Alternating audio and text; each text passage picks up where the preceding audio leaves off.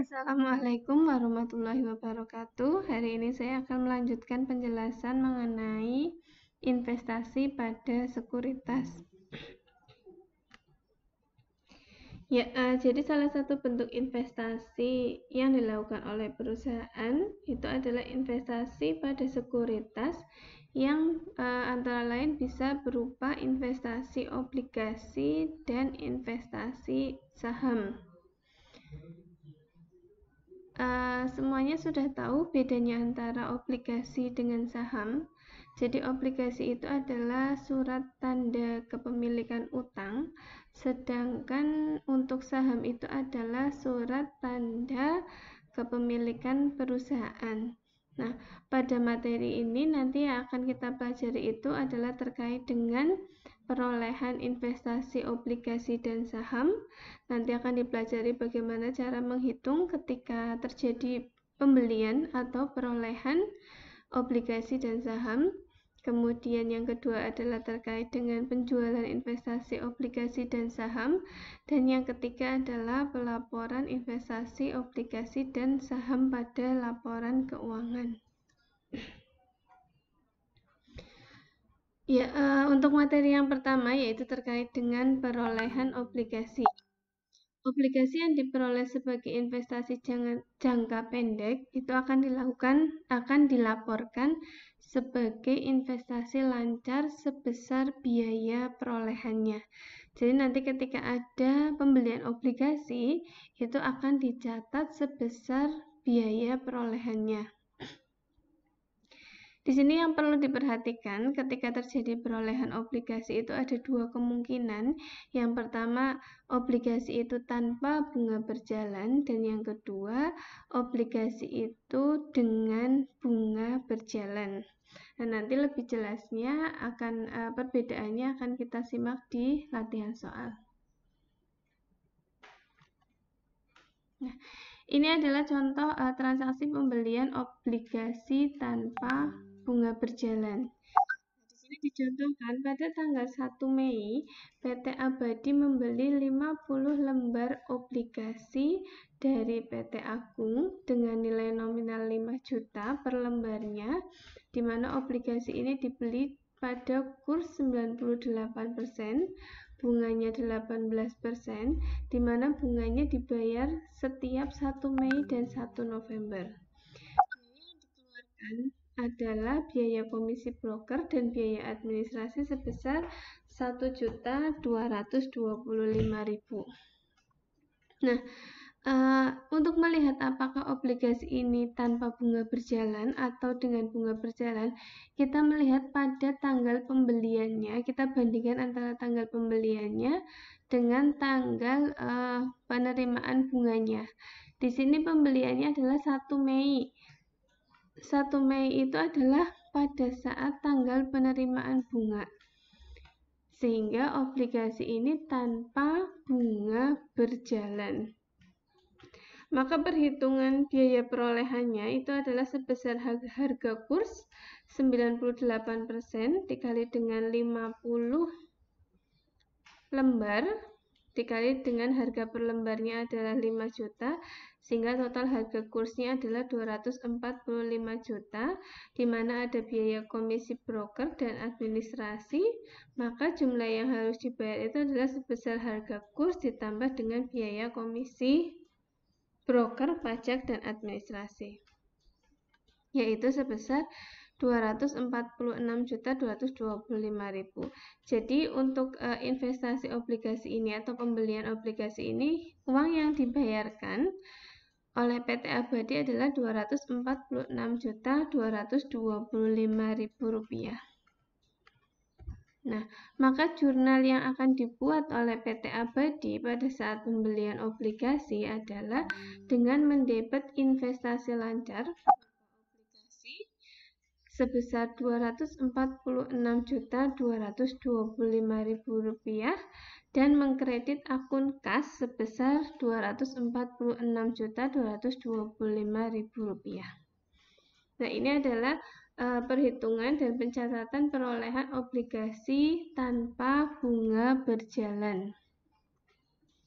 Nah, sedangkan untuk obligasi dengan bunga berjalan, di sini kita bisa lihat bahwa tanggal pembeliannya adalah tanggal 1 Juni 2017, di mana tanggal 1 Juni ini bukan tanggal penerimaan bunga. Tanggal penerimaan bunganya itu adalah 1 Mei dan 1 November, sedangkan tanggal pembeliannya adalah 1 Juni. Nah, maka nanti obligasi ini ada bunga berjalannya. Nah, ini adalah perhitungannya. Jadi obligasi PT Kurnia membeli 40 lembar obligasi dengan nilai nominalnya adalah 6 juta, kursnya 98%, bunganya 12%, maka harga kursnya adalah 98% dikali 40 lembar dikali dengan 6 juta, yaitu 235.200.000 rupiah. Ada biaya komisi brokernya 1.250.000 rupiah, sehingga biaya perolehannya adalah 236.450.000 rupiah. Nah, di sini ada bunga berjalannya, di mana menghitung bunga berjalannya adalah dari jangka waktunya, sama seperti menghitung bunga, yaitu jangka waktu dikali dengan persentase bunga dikali dengan, nah ini adalah harga obligasi, harga perolehan obligasi. Jadi 1/12, di sini 1 bulan itu diperoleh dari 1 Mei ke 1 Juni. Jadi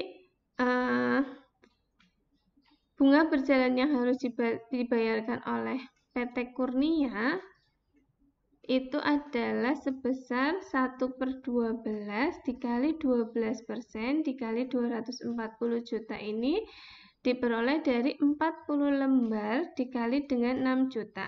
Sehingga bunga berjalannya adalah 2.400.000.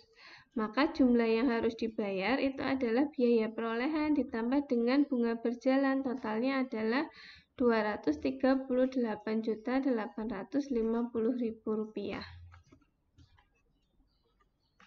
Kemudian untuk jurnalnya, nah ini bunga berjalan yang dibayarkan oleh PT Kurnia itu akan dianggap sebagai piutang bunga. Kenapa dianggap sebagai piutang bunga? Karena ini sifatnya adalah nalangi dulu. Jadi misalkan PT A membeli obligasi dari PT B, maka di mana obligasi itu ada bunga berjalannya, maka PT A akan menalangi dulu piutang bunga ke PT B, kemudian nanti akan menerimanya pada saat tanggal penerimaan bunga, maka akan diakui sebagai piutang bunga sebesar 2.400.000. Jadi akun yang didebit adalah investasi obligasi dan piutang bunga, dan akun yang dikredit adalah kas. Nah, itu bedanya obligasi dengan bunga berjalan.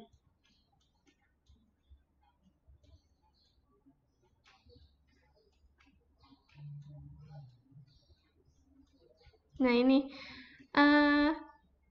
nanti pada saat tanggal penerimaan bunga, maka jurnal yang akan dibuat oleh PT Kurnia itu adalah dengan mendebit akun kas sebesar total bunga yang diterima, yaitu dari 6/12, karena ini 1 tahun 2 kali, berarti 6 bulanan, dikali 12% dikali 240 juta, itu adalah totalnya 6/12 dikali 12% dikali 240 juta, totalnya adalah 14.400.000. Nah, kemudian kalau sudah menerima uangnya atau bunganya, maka piutang bunganya akan dikreditkan sebesar 2.400.000 dan pendapatan obligasi yang diakui adalah 12 juta. Ini adalah jurnal pada saat penerimaan bunga pada pembelian obligasi dengan bunga berjalan. Nah, kemudian untuk perolehan saham, Sama seperti obligasi, ketika terjadi pembelian saham, maka yang akan disyarat itu adalah sebesar harga perolehannya. Nah, di sini dicontohkan pada tanggal 1 Mei, PT Lancar membeli 50 lembar saham PT Sentosa dengan nilai nominal sahamnya adalah 2.500 per lembar saham, di mana saham dibeli pada kurs 102% dan biaya yang dikeluarkan adalah biaya pajak dan administrasi sebesar Rp6.375.000. Maka biaya perolehannya akan dihitung dari harga kurs ditambah dengan biaya komisinya, dan jurnal yang dibuat adalah debitnya investasi Lancar dalam bentuk saham dan kreditnya adalah kas sebesar biaya perolehan. Itu untuk perolehan saham. Nah, selanjutnya adalah karena tujuan investasi itu adalah untuk memperoleh keuntungan, maka di sini kita akan mempelajari bagaimana cara menghitung dan menjurnal pada saat penjualan obligasi, dan nanti kita akan menentukan apakah ada selisih laba atau selisih rugi. Jadi jika harga perolehannya kurang dari harga jual atau harga belinya lebih kecil dari harga jual, maka nanti akan ada selisih laba. Tetapi jika harga perolehannya lebih besar dari harga jual, maka nanti akan ada selisih rugi. Jadi ketika ada penjualan obligasi atau penjualan saham, maka nanti kita akan menentukan apakah dari transaksi ini ada selisih laba atau selisih rugi. Nah, sama seperti pembelian obligasi, ketika penjualan obligasi, di sini kita juga akan memperhatikan apakah obligasi ini tanpa bunga berjalan atau obligasi ini ada bunga berjalannya. Nah, di sini dicontohkan pada tanggal 1 November, PT Abadi menjual 50 lembar obligasi PT Agung dengan kurs 110%, di mana biaya yang dikeluarkan adalah komisi broker dan biaya administrasi, dan diketahui harga perolehan obligasinya adalah 4.924.500 per lembar. Dari tadi harga beli dikalikan dengan jumlah lembar sahamnya. Maka di sini perhitungannya untuk laba atau ruginya kita hitung dulu harga kursnya. Untuk penjualan obligasi ini adalah 110% dikali dengan 50 lembar obligasi, di mana harga per lembarnya itu adalah 5 juta. Kemudian ada komisi broker dan admin. Nah, ketika terjadi penjualan, maka komisi broker dan biaya admin ini sifatnya adalah mengurangi. Kalau tadi kan ketika terjadi pembelian, komisi broker dan admin itu sifatnya adalah menambah biaya. Ini mengurangi, jadi 275 juta dikurangi 1.375.000, maka penjualan bersihnya adalah 273.625.000 rupiah. Di mana diketahui bahwa harga perolehan 50 lembar obligasi itu adalah 246.225.000 rupiah.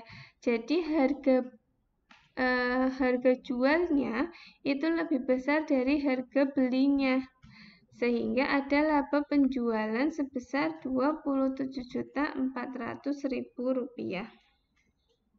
Nah, maka jurnalnya seperti ini. Kas yang kita dapatkan, uang yang kita dapatkan itu adalah 273.625.000 rupiah, sedangkan obligasi yang dijual di sini dikreditkan sebesar 246.225.000 rupiah, sehingga ada laba penjualan obligasi sebesar 27.400.000 rupiah.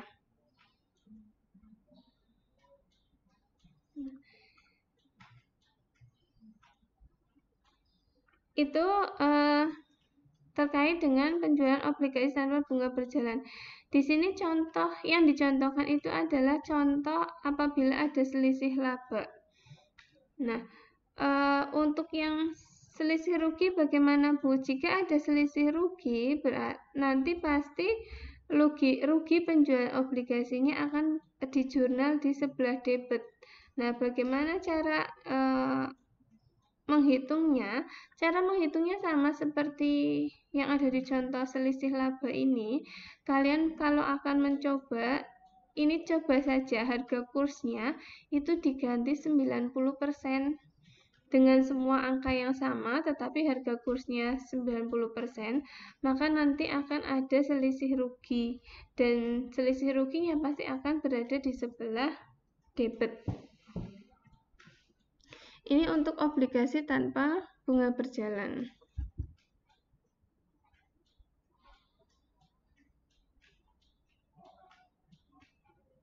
Nah, kemudian untuk obligasi dengan bunga berjalan, nah, ketika kita membeli obligasi yang ada bunga berjalannya, maka kita akan bayar atau nalangi bunga berjalan. Nah, sebaliknya nanti ketika kita menjual obligasi dengan bunga berjalan, kita juga akan menerima bunga berjalannya. Contohnya, pada tanggal 1 Desember, PT Kurnia menjual 40 lembar sahamnya. Di mana tadi diketahui di contoh sebelumnya, tanggal penerimaan bunganya kan 1 Mei dan 1 November. Nah, setelah 1 November menerima bunga, maka 1 Desembernya dijual obligasi 40 lembar saham dengan kursnya adalah 110% dan ada biaya yang dikeluarkan Rp1.750.000. Maka perhitungannya, yang pertama kita hitung penjualan bersihnya terlebih dahulu, diperoleh dari harga kurs, ditambah dengan biaya komisi, broker, pajak, dan administrasi, dikurangi, maka hasilnya adalah Rp262.250.000. Kemudian harga perolehannya adalah Rp236.450.000, sehingga ada laba. Di sini harga jualnya lebih besar dari harga belinya, ada laba Rp25.800.000.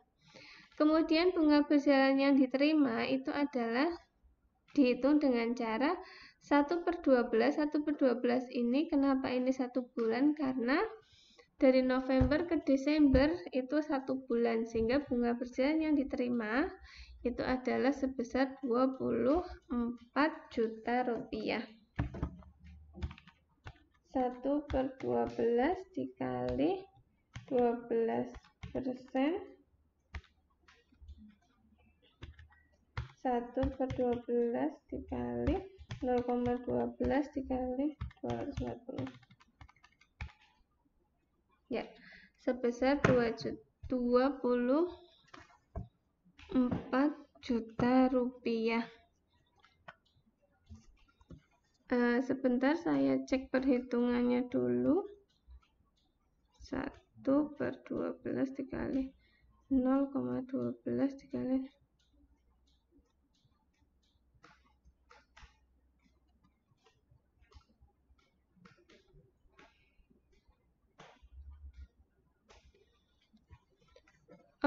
mohon maaf, ini seharusnya perhitungannya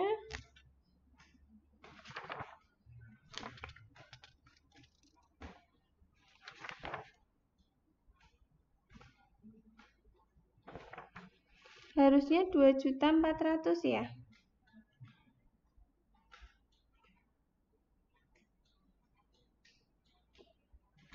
Ya, kita koreksi bersama ya.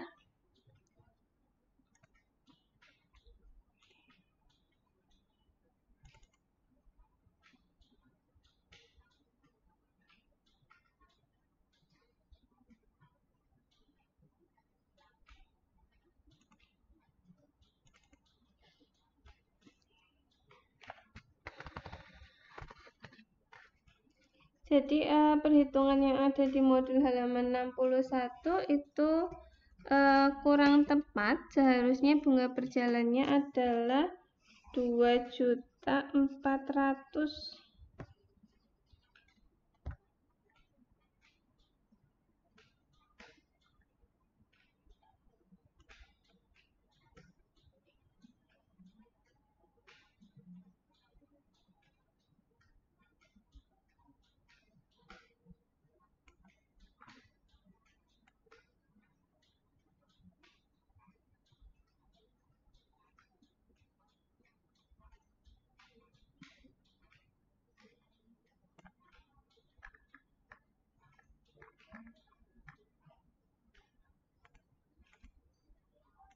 Jadi ini harusnya yang 24 juta ini diganti 2.400.000 sehingga jumlah kas yang diterima itu adalah sebesar Rp262.250.000 ditambah dengan 25.800.000 ditambah dengan 2.400.000. Harusnya adalah Rp290.450.000. Ya, jadi untuk yang di jurnal itu sudah tepat ya. Yang di jurnal itu sudah tepat. Ini saya masih keliru.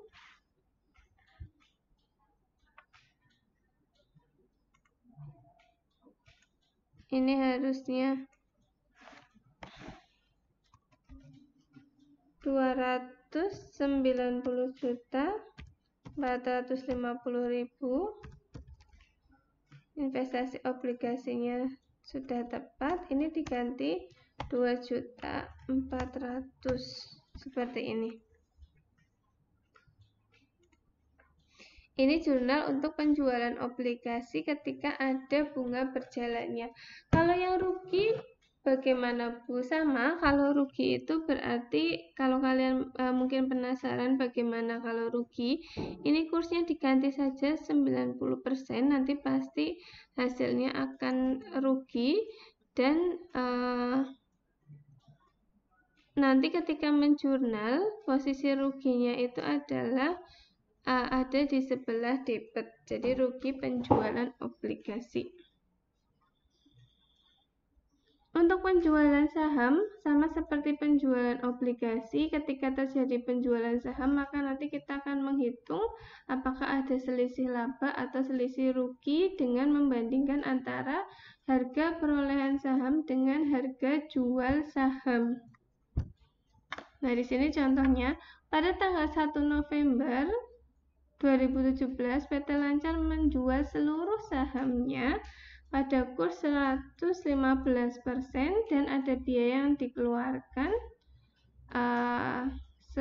Totalnya adalah 7.187.500, di mana biaya perolehan sahamnya diketahui sebesar 2.677,5 per lembarnya. Nah, maka dari sini, dari harganya adalah harga kursnya 115%, dikali dengan total lembar sahamnya, dikali dengan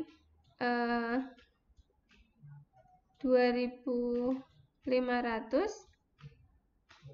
per lembar sahamnya, kemudian ini ada biaya administrasinya, maka penjualan bersihnya adalah Rp136.562.000. 136.562.000 rupiah.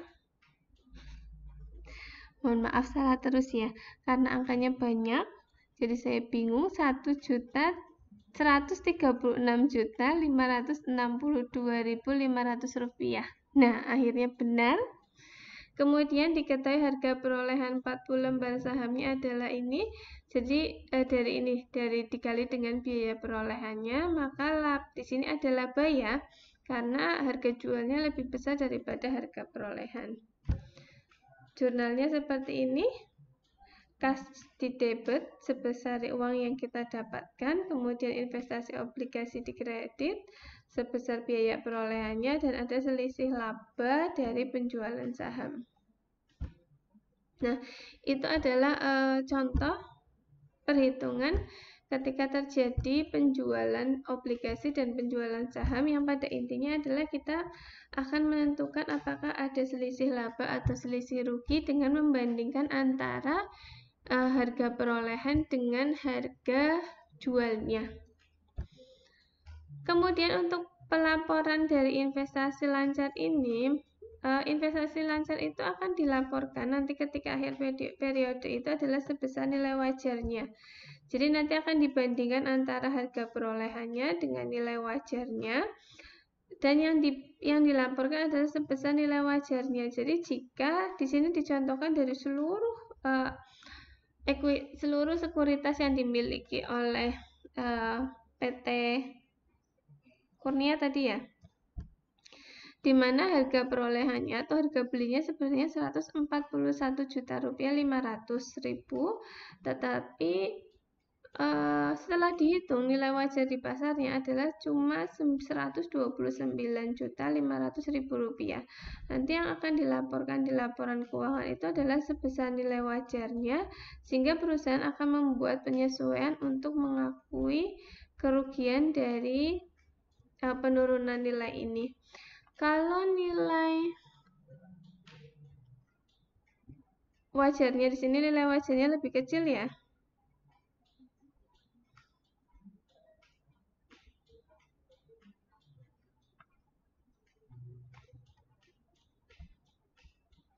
Jadi di sini contoh ketika terjadi kerugian dari penyesuaian investasi lancar.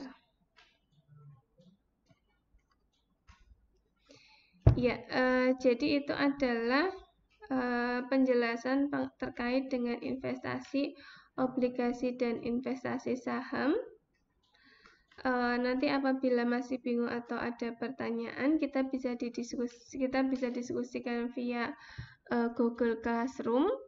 Nanti materi selanjutnya itu kita akan membahas tentang aset tetap. Ya, sekian penjelasan dari saya terkait dengan investasi obligasi dan saham. Terima kasih atas perhatiannya. Semoga semuanya tetap sehat. Meskipun kita sudah memasuki new normal, tapi tetap waspada, dan semoga wabah ini bisa berakhir secepatnya. Amin. Terima kasih. Wassalamualaikum warahmatullahi wabarakatuh.